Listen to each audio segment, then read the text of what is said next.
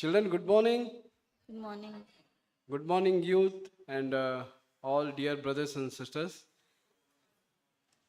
So, brothers and sisters, हम एक मसीह जीवन दौड़ के अंदर हम एक सेल्फ कॉन्डमनेशन मतलब खुद पर दोष हम लगाने का वो लगा सकते हैं और उस तरह से जीवन में उन्नति नहीं रहेगा बट हमें डिस्करेजमेंट बैड मूड और तो किसी के लायक नहीं है उस तरह से जीवन शैतान ने हमको जकड़ के रखा है बांध के रखा है Brothers and sisters, in our Christian life, if we walk in condemnation, that will not be a life which will bring us any good, or in that is a thing which Satan uses to bind us and let us hinders us from going ahead.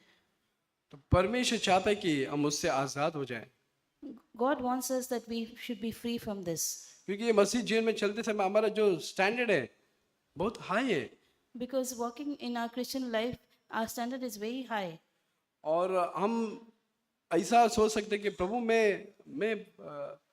मैं लायक नहीं हूँ हम अपने आप को दोष लगा सकते हैं अरे मैं सही नहीं हूँ मैं परफेक्ट नहीं हूँ मैं किसी के लायक नहीं हूँ लेकिन ये ब्रदर बहुत अच्छा है ये सिस्टर बहुत अच्छी है We may think that I'm not worthy, that I'm not good enough, I'm not good like this brother or this sister.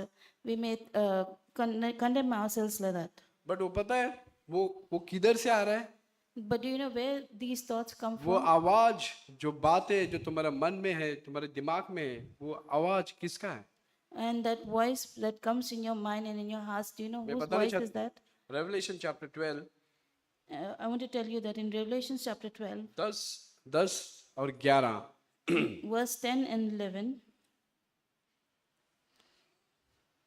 फिर मैंने स्वर्ग पर से यह बड़ा शब्द आते हुए सुना अब हमारे परमेश्वर का उद्धार सामर्थ राज्य और उसके मसीह का अधिकार प्रकट हुआ है क्योंकि हमारे भाइयों पर दोष लगाने वाला जो रात दिन हमारे परमेश्वर के सामने उन पर दोष लगाया करता था गिरा दिया गया देखो रात और दिन उसका काम है दोष लगाने का किसको वो अन्य जाति को या जो जीसस को फॉलो नहीं करते उनको दोष नहीं लगा रहे बट जो जीसस को फॉलो कर रहे उनको दोष लगा रहे so what is the work of the devil day and night?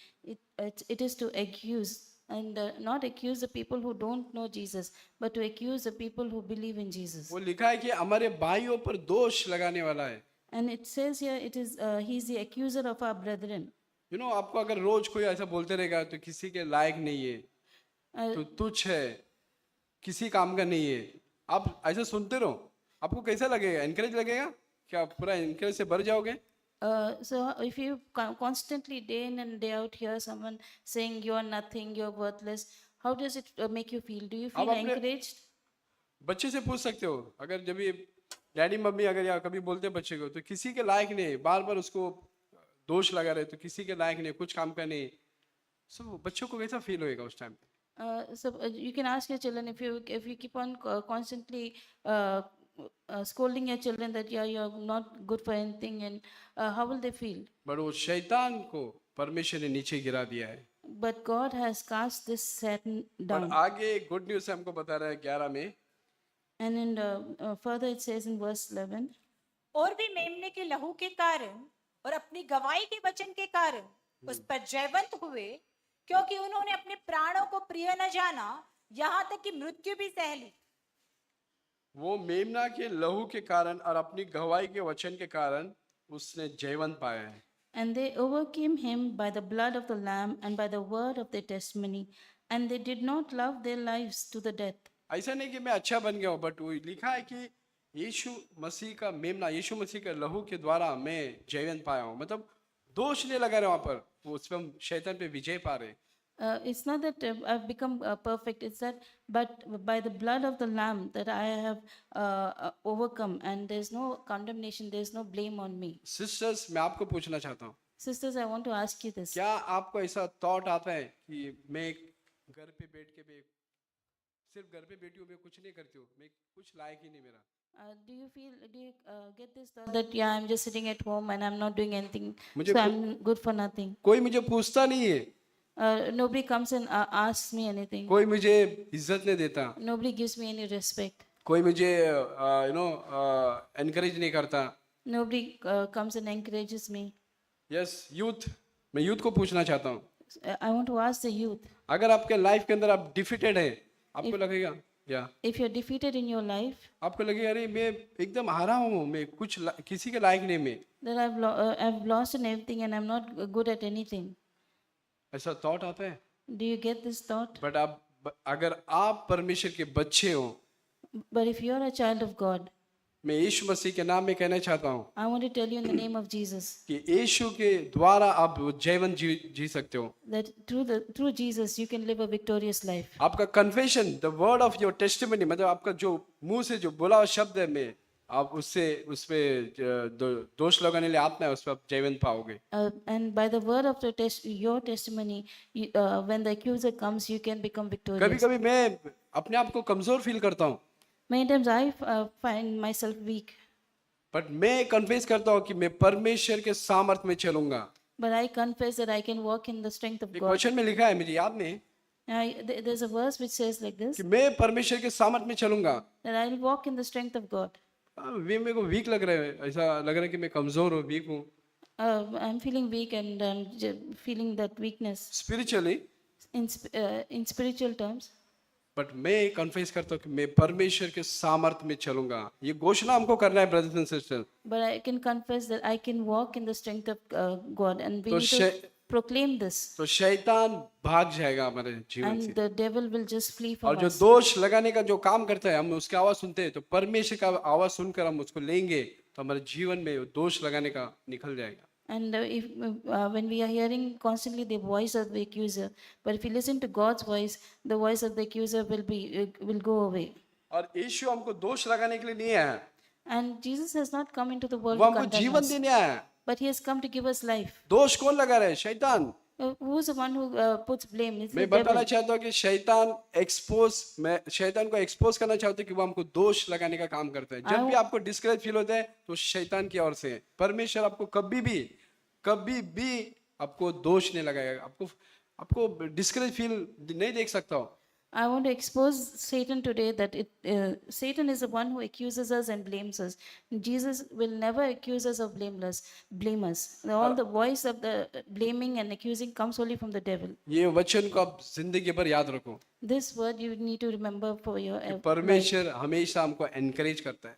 that God always encourages us. परमेश्वर हम अपने खुद के बच्चों को नो प्रॉब्लम हम बोलते हैं, अभी हार गया बट आप वापस से कर सकते हो. तो हम अपने बच्चों को एनकरेज करते थे. स्वर्ग, हम बुरे होकर अपने बच्चों को अच्छा चीज देना जानते हैं, तो स्वर्गीय पिता क्यों नहीं देगा हमको? We encourage our children and we say, no problem, you can do it again better next time. We being evil, we know how to encourage our children, then how much more our Heavenly मैं Father. बताना चाहता हूँ, जो पौलुस जो अनुभव किया अपने जीवन में, वो कुछ बातों को बता रहे हैं. Paul says some things in आपको सरप्राइज लगेगा कि क्या बोल रहे हो. you'll be surprised what he's saying over here. Romans उसका 8 Romans 8, उसका 1. इसलिए अब जो मसीह यीशु में है, उन पर दंड की आज्ञा नहीं. there is therefore now no condemnation to those who are in Christ Jesus. तुम्हारा पर कोई भी दोष नहीं है. इस वचन को ध्यान से पढ़ो कि तुम्हारा पर कोई भी दोष नहीं है जो प्रभु मसीह के अंदर है. So read this verse very carefully, that there is no condemnation for those who are in Christ. लेकिन उसका अगला वचन 7 में हम पढ़ेंगे. But we'll read another verse. ये एक्चुअली चैप्टर डिवीजन है, और अगर हम 7:21 में पढ़ेंगे, उसमें क्या लिखा है, वो क्या बता रहे हैं. 7 रोमन्स 7 उसका 21. Romans 7:21. Let's see what does he say there. तो मैं यह व्यवस्था पाता हूँ कि जब भलाई करने की इच्छा करता हूँ, तो बुराई मेरे पास आती है. क्या ब्रदर्स एंड सिस्टर, आपको ऐसा हुआ है, आपने अनुभव किया है, आप भलाई करना चाह रहे हो, लेकिन आपसे क्या हो रहा है? बुराई हो रहा है. Do you, brothers, sister, do you experience this that you want to do good, but what do you end up doing? You end up doing evil. ये परमेश्वर का दास का स्टेटमेंट है, ये परमेश्वर का वचन है, बता रहे कि मैं अच्छा करना चाह रहा हूँ, मैं भला करना चाह रहा हूँ, मैं यीशु मसीह के जैसे जीना चाह रहा हूँ, पर प्रभु मैं नहीं कर पा रहा हूँ प्रभु। But this is the words of the of God's servant. He is saying that I want to do good, but I'm not able to do. I'm not able to do it. और 22 में क्या लिखा है? And what does it say in verse 22? क्योंकि मैं भीतरी मनुष्यत्व से तो परमेश्वर की व्यवस्था से बहुत प्रसन्न रहता हूँ। देखो परमेश्वर का व्यवस्था हम सुनते हैं, वचन सुनते हैं या परमेश्वर का प्रीचिंग से खुशी मिलती है। When पौलुस वही बता रहे हैं। When we hear God's word, we get very excited when we hear God's word. और 23 में लिखा है, And in verse 23 it says, परंतु मुझे अपने अंगों में दूसरे प्रकार की व्यवस्था दिखाई पड़ती है Okay. जो मेरी बुद्धि की व्यवस्था से लड़ती है और मुझे पाप की व्यवस्था से बंधन में डालती है जो मेरे अंगों में है। ओके, फिर 24, मैं कैसा अभागा मनुष्य हूँ, मुझे इस मृत्यु की देह से कौन छुड़ाएगा। मैं कैसे अभागा मनुष्य हूँ, कैसा मैं wretched मैन हूँ, कैसा मैं एकदम घटिया आदमी हूँ, मुझे कौन इस पाप से छुड़ाएगा, कौन बचाएगा। ये पौलुस का स्टेटमेंट है। and Paul says here, "Oh wretched man that I am, who will deliver me from this body?" This is what Paul is saying. क्या आपको ऐसा फील होता है brothers and sister? Brother and sister, do you feel like this? जवान भाई, आप लोग को ऐसा फील होता है Young brothers, do you feel like this? कि मैं कैसा अभागा मनुष्य हूँ, Oh wretched man that I am, मुझे कौन बचाएगा इस पाप से। who will deliver me from this sin? पर आगे वचन बता रहे हैं 25 में, And further it says in verse 25, हमारे प्रभु मसीह के द्वारा परमेश्वर का धन्यवाद हो। इसलिए मैं आप बुद्धि से तो परमेश्वर की व्यवस्था का परंतु शरीर से पाप की व्यवस्था की सेवा करता हूँ। देखो यहाँ पर लिखा है या इंग्लिश में, I thank God through Jesus Christ our Lord. So then, with the mind I myself serve the law, but with the flesh the law of sin. वो बताना चाह रहा है कि मैं परमेश्वर का धन्यवाद करता हूँ कि यीशु मसीह के द्वारा मैं वो कर सकता हूँ, वो जीवन जी सकता हूँ जो परमेश्वर ने योजना बना, यीशु के जैसा बन सकता हूँ मैं। Here, Paul is saying that I want to thank God that I can become, live that life through Jesus, what Jesus has और done. 8:1 में बता रहा है कि इसीलिए कि मसीह में तुम्हारा पर कोई दोष नहीं है। देखो इस दौर से गुजर कर वो क्या बोल रहा है, मेरे पे कोई दोष नहीं है, मैं कॉन्डमनेशन में नहीं जी रहा हूँ, मैं कोई मैं दोष नहीं लगा रहा हूँ मैं अपने आप पे। So further it says, that's why he says in verse 1 that now there's no condemnation in me, because after going through all this, then Paul has come to this realization that there's no condemnation on me. हम सब परमेश्वर के बच्चे हैं brothers and sister, All of us are God's children, brothers and sisters. और परमेश्वर कभी किसी का पक्षपात नहीं करता। And God never wants to condemn anybody. Romans chapter 2 उसका 11 में लिखा है, परमेश्वर किसी का पक्षपात नहीं करता। In Romans, it says that God is not partial, हम उसके बच्चे हैं। that we are His children. John उसका चैप्टर 1 वर्स 12-13 पढ़ेंगे, जितनों ने परमेश्वर पर यीशु पर विश्वास किया, परमेश्वर ने उसको अधिकार दिया कि वो संतान ठहरे, और वो व्यक्ति आम आदमी नहीं है, वो लहू और मांस से जन्म नहीं पाया बल्कि आत्मा के द्वारा जन्म पाया। परमेश्वर का आत्मा आपके अंदर है। In John chapter 1 verse 12 it says that or as many as believed in him, to them he gave the power to be called the children of God, children not born of the flesh but born of the spirit. परमेश्वर के बच्चे हैं, हमको सुनने का ऐसा लगा अरे परमेश्वर के बच्चा है, okay. We are God's children. We just hear it, yeah, we are God's children. ये अधिकार पुराने नियम में नहीं था। And this privilege or this authority they didn't have in the Old Testament. परमेश्वर ने महान जो दास है, जैसे मोसेस भी हो गया, उसको बच्चा, उसको संतान नहीं ठहराया। Like Moses, he didn't call him his child. Hebrew chapter 3 में लिखा है, उसको स्लेव जैसा उसने परमेश्वर का सेवा किया, मतलब नौकर क्या बोल सकते हैं।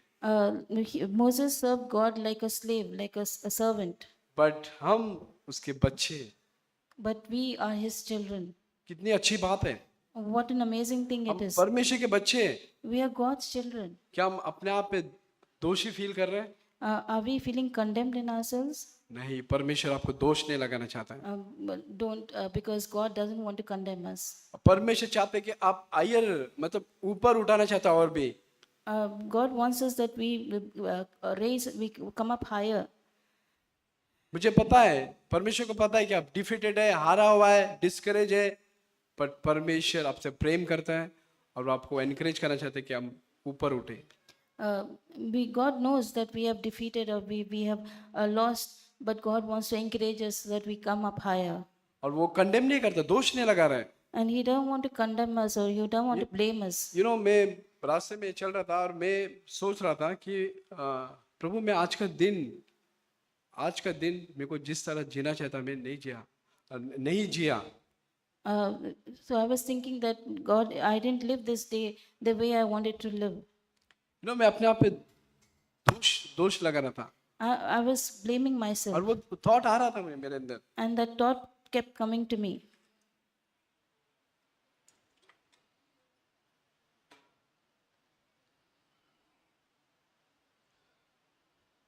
फिर मैंने प्रभु को बोला, क्या परमेश्वर आप मुझसे अभी भी प्रेम करते हैं? And I asked God, God, do you still love me even now? उस स्थिति के अंदर परमेश्वर में पूछ रहा था कि प्रभु क्या आप मुझे उतना ही प्रेम करते हैं जितना पहले करता था, क्योंकि मैं आज के दिन ऐसा नहीं जिया ऐसा मुझे लग रहा है प्रभु जिस तरह तू चाहता है. In that situation, I was asking God, God, do you still love me? Because I didn't live this day the way you wanted me to live. परमेश्वर का जॉय मेरे अंदर आ गया Immediately, God's joy और filled वो me, मुझे बल दिया and He gave me that strength. और मुझे एहसास करा कि यस विजय, जिस तरह परमेश्वर पहले तुझसे प्रेम किया आज भी उसे करते. उसका प्रेम कभी कम ऐसा नहीं होता है. And God showed to me that, yes, Vijay, I love you just as I loved you in the beginning. ये शैतान है जो हमारे मन में डालता है. It is the devil who keeps putting these thoughts in our वो head. अलग अलग फ्रस्ट्रेशन में रख देता है कभी. He keeps us in various types of frustrations. लेकिन इसलिए परमेश्वर का वचन हम पढ़ोगे, परमेश्वर को जानोगे तो हम फ्री हो जाओगे. If we keep growing in God's word, we will become free of that condemnation. और हम देखते हैं कि रोमन्स चैप्टर में ये वचन ब्लेस किया, रोमन्स चैप्टर 8 उसका 14. This thing blessed me a lot. Romans chapter 8 verse 14. हमने सुना कि जितने ने यीशु पर विश्वास किया परमेश्वर का संतान ठहरा. एक वचन और कहता है कि हम उसका संतान किस तरह ठहराते. उसका रोमन्स उसका 8 उसका 14. रोमन्स 8:14. इसलिए कि जितने लोग परमेश्वर के आत्मा के चलाए चलते हैं वे ही परमेश्वर के पुत्र हैं. Romans 8:14 it says, for as many as are led by the Spirit of God, these are the sons of God. परमेश्वर का इच्छा है कि हम उसके संतान है, उसके बच्चे वो आत्मा के द्वारा चले ताकि उसका संतान ठहरे. और एक वचन ये लिखा है इसमें, God's will is that we be led by His Spirit so that we can become His children. और आगे लिखा है कि 15 में कि तुमको दस्तों की आत्मा नहीं मिली है कि तुम भयभीत हो. For you did not receive the spirit of bondage again to fear. लेकिन परंतु ले पालक की आत्मा मिली है जिससे हम हे हब्बा, हे पिता कहकर पुकार सकते हैं. But you received the spirit of adoption by whom we cry out, Abba, और Father. 16 में लिखा है कि आत्मा आप ही हमारी आत्मा के साथ गवाही देता है कि हम परमेश्वर के संतान हैं. The Spirit Himself bears witness with our spirit that we are children of God. अगर आपके अंदर रियली बॉर्न अगेन है, परमेश्वर का आत्मा है, तो आपको अंदर से आवाज आएगा आप परमेश्वर के संतान हैं. हमको किसी को बोलने की जरूरत नहीं, मैं बोल रहा हूँ जरूरत नहीं, बट तुम्हारा आत्मा, परमेश्वर का आत्मा आपको कन्विक्शन देगा कि तुम परमेश्वर के संतान हो. If you are really born again, that God's Spirit Himself will witness to us that you are God's children. We don't need to tell you about it. God's Spirit Himself will witness to you. यदि संतान है तो वारिस भी है. And if children, then heirs. संतान और वारिस कुछ समझ में आ रहा है आपको? Do you know that there's a difference between being children and being heir? English में देखो. Children and heir. 17. And if children, then heirs, heirs of God and joint heirs with Christ. तुम वारिस हो. You are heirs. अब परमेश्वर के वारिस और मसीह के संगी वारिस हो. And heirs of God and joint heirs with Christ. मतलब परमेश्वर यीशु मसीह के साथ हमारा कंपेयर कर रहा है. That means God is comparing us with Jesus वो Christ. बताना चाह रहे कि जो सपोर्ट, जो हेल्प मैंने जो यीशु को किया वो मैं आप लोगों को करना चाहता हूँ। And God is trying to say that the help and support that I gave Jesus Christ, कितना I'm going to give it to you. कितना खुशी की बात है, It's an amazing thing. कितना खुशी की बात है। जिस तरह यीशु मसीह को सपोर्ट किया, क्या आप बिलीव करते हो कि जिस तरह यीशु मसीह को सपोर्ट किया परमेश्वर ने, उस तरह मुझे भी करेगा।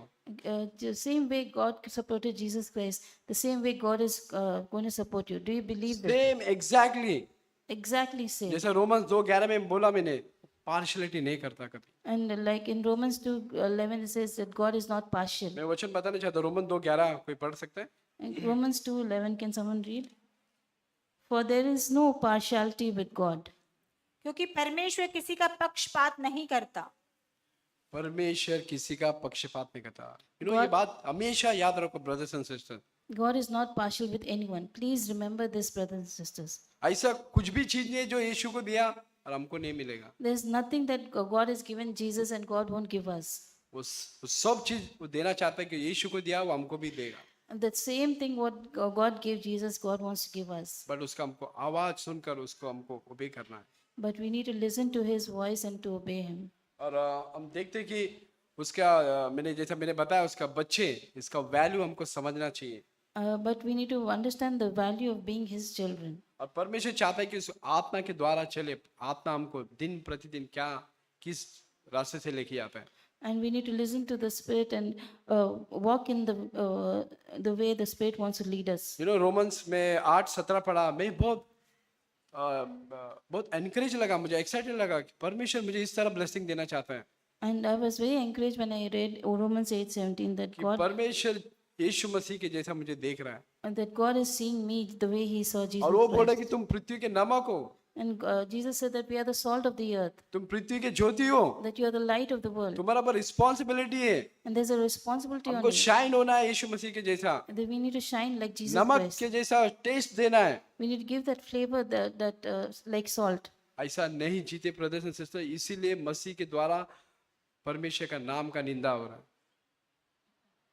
हम ऐसा जीवन नहीं जी पा रहे, इसलिए मसीह लोगों के कारण परमेश्वर का नाम का निंदा हो रहा है। And because we're not living like that, and because of Christians, God's name is being defamed in among the people. वो इसलिए बोला कि तुम पृथ्वी के ज्योति और नमक हो। And that's why we are supposed to be the light and the salt of this world. हम कन्फेस करो, यस प्रभु, मैं परमेश्वर ने बोला है मैं पृथ्वी का नमक हूँ, तो मैं नमक हूँ। And we need to confess that God, you said, I'm the light of the world, I'm the salt of the world, then I'm the salt of the world. Just believe करो, परमेश्वर को बोलो, लॉर्ड मुझे इस तरह से help करो ऐसा बनने के लिए। And we need to believe and ask God, God, please help me to be like that.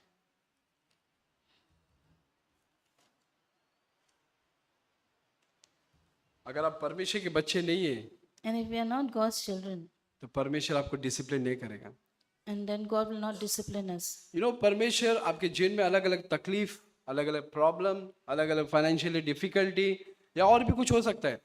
And that God in our lives brings us so many different types of problems, different types of difficulties. परमेश्वर तुमको train कर रहा है कि यीशु के जैसा बनाए। God is training us to become like Jesus. वो बाहर लोगों को नहीं करेगा। He will not do that for क्या हम other people. हमारे बच्चे को छोड़कर किसी बच्चे को ट्रेन करेंगे, उसको अच्छा खाना खिलाएंगे, ऐसा नहीं। Will you discipline other children that okay, I'll give that child good food and all? No. हम बोलेंगे बाबा तेरा बच्चा है, तू संभाल, तेरा काम है। We'll say okay, that one is your child. You do what you want to do. लेकिन परमेश्वर के हम बच्चे तो वो हमको ताड़ना भी देगा। अब प्रोवर्ब्स चैप्टर 3 12 निकालो मेरे साथ। We are God's children, so God will discipline us. In Proverbs 3, let's see.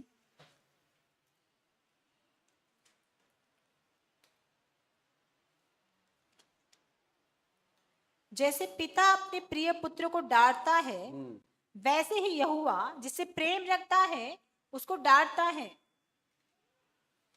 Yes, you can read in English.